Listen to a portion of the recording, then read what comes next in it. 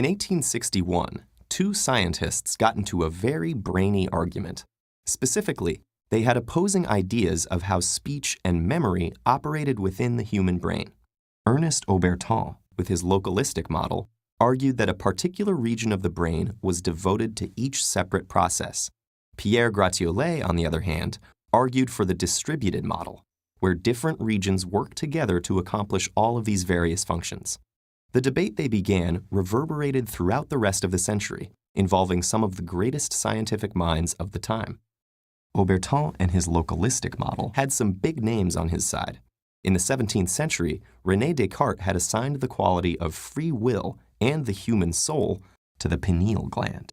And in the late 18th century, a young student named Franz Joseph Gall had observed that the best memorizers in his class had the most prominent eyes, and decided that this was due to higher development in the adjacent part of the brain.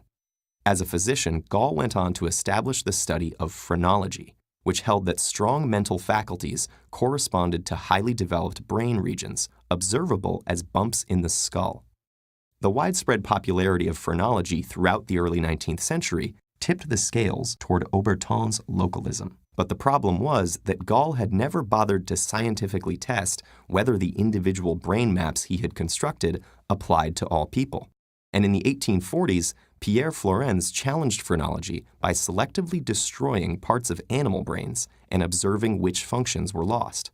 Flourens found that damaging the cortex interfered with judgment or movement in general, but failed to identify any region associated with one specific function, concluding that the cortex carried out brain functions as an entire unit.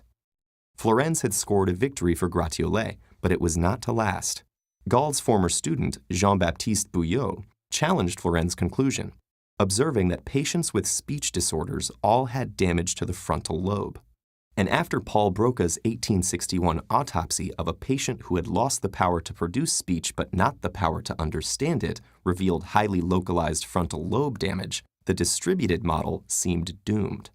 Localism took off.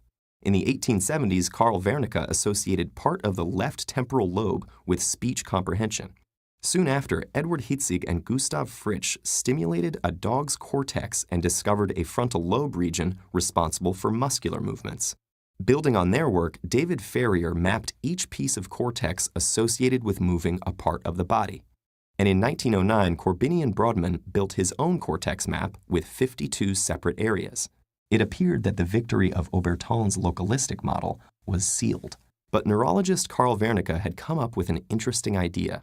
He reasoned that since the regions for speech production and comprehension were not adjacent, then injuring the area connecting them might result in a special type of language loss, now known as receptive aphasia.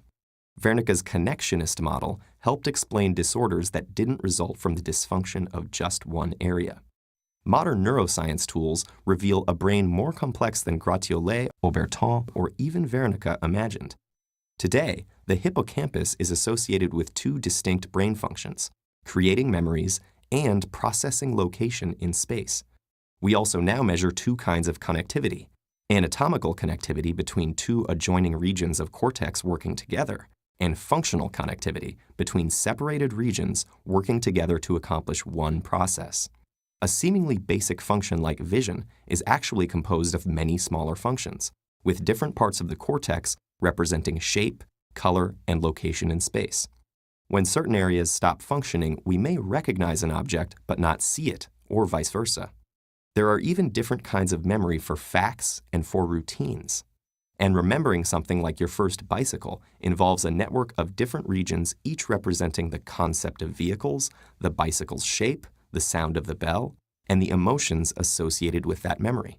In the end, both Gratiolet and Auberton turned out to be right, and we still use both of their models to understand how cognition happens. For example, we can now measure brain activity on such a fine timescale that we can see the individual localized processes that comprise a single act of remembering. But it is the integration of these different processes and regions that creates the coherent memory we experience. The supposedly competing theories proved to be two aspects of a more comprehensive model, which will in turn be revised and refined as our scientific technologies and methods for understanding the brain improve.